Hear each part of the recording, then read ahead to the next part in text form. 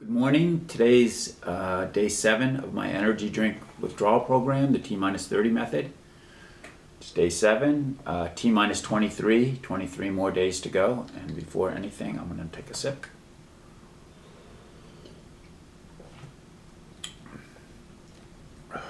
Okay. Yesterday went fine, no problems. Went to the gym yesterday, and as I said in a previous video, when I go to the gym or work out, it makes it easier for the rest of the day. I just don't think about caffeine as much. But I was thinking about it again this morning. One more sip.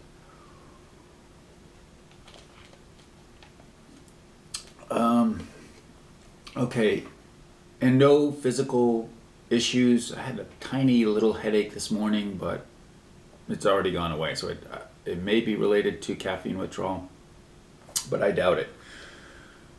We'll find out more in future days. Again, we're day 7, so this thing still contains about 150 milligrams of caffeine, so a cup and a half of coffee, so still plenty of coffee, or plenty of caffeine. I was thinking today I would talk about a few things. First, what happens if you go off the program? So everyone has a different level of willpower or how vested they are going to be in it and doing this. So I just thought I'm not planning on going off, but if I do, what I'm going to do, I was thinking, is if I mess up once, if I just, like this afternoon, drink an energy drink, full strength energy drink, don't do anything, just continue on the program. So next day I would get my number 8 bottle. If I mess up twice, the following day I do it again, I drink 2 energy drinks, still stay on the program. But if you mess up 3 times, start over again and mix up a new batch of drinks. And if you just want to, the original video will show you how to make the full set of 30 drinks, but let's say you mess up 1 week into it, you just want to make the first 8 drinks. It's a little more complicated, and I'm not going to get into the math here. I'll try to leave a description in the description field of this video on how to create a partial set of drinks if you sort of mess up and want to start all over again, but don't want to lose your old drinks, but just want to make the stronger ones at the beginning.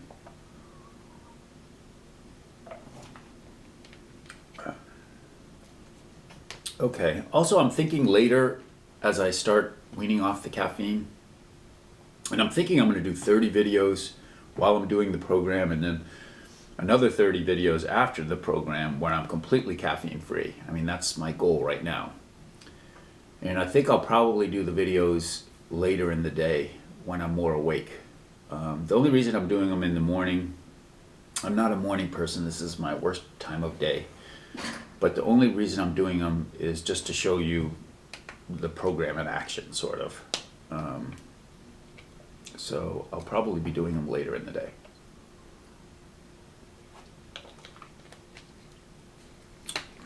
The drinks, again, they seem to be getting a little weaker. Still strong though. I mean, I can still taste them. When I drink it, I still feel the caffeine and everything going through me. So they're still strong in day 7. Like I said, it's a cup and a half of coffee, so it's pretty strong. Okay, I've been reading this book, The World of Caffeine. It seems to be sort of the most, keep saying sort of, the most scholarly of the 3 books I got, or the most comprehensive. And again, I think I mentioned a little bit about it. The first section was about the introduction of the 3 forms, natural forms of caffeine into the world and into the Western world. Coffee came from the Arabian peninsula around 1500s, 1400s. Tea from the leaf of the tea leaf came from China. It's been around for thousands of years, but at least from around 400 AD it was being used. And then chocolate came from Central America in the New World, the Mayans and the Aztecs, and again, that had been around probably for 1,000 years or so.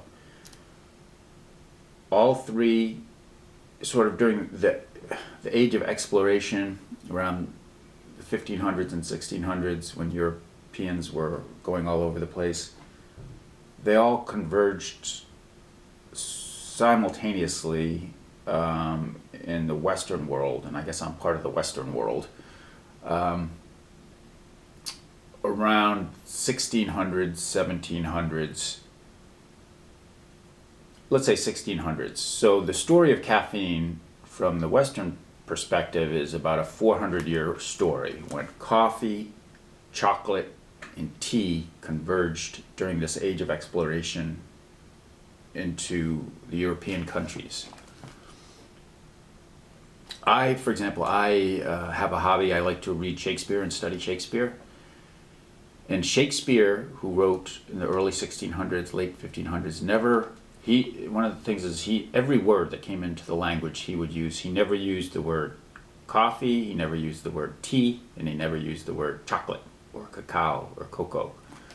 So in Shakespeare's time, in England, early 1600s, none of these caffeine products were around. So the Western world's experience with this is about a 400-year story. And I'm getting into sort of the Western response of how this drug came into these variety of countries and how the countries dealt with it.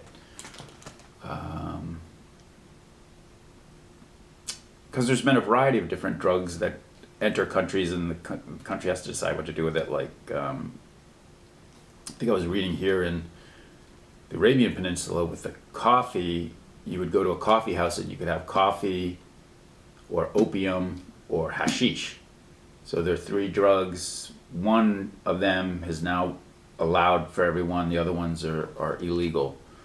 So caffeine is somehow made the cut and is allowed to exist and has become a huge business. So I'm going to continue to read this book, and I'll try to relay some tidbits I get from it.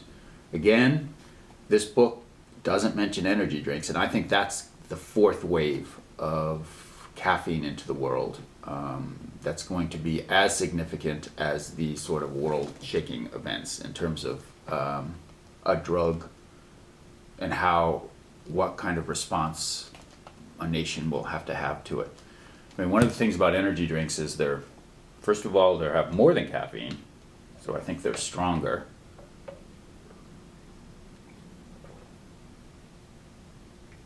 And they're targeted to younger people. So the younger people are being exposed to it. So it remains to be seen how it'll all play out. Okay, one more thing before I go. I'm doing these videos to quit energy drinks, but I'm definitely not against. I think everything should be legal, personally, and you just educate people about these things. So I'm not against energy drinks being legal at all. I'm just showing a potential way to quit through gradual withdrawal. And one more thing, but I forgot what it was. Oh well, maybe I'll remember tomorrow.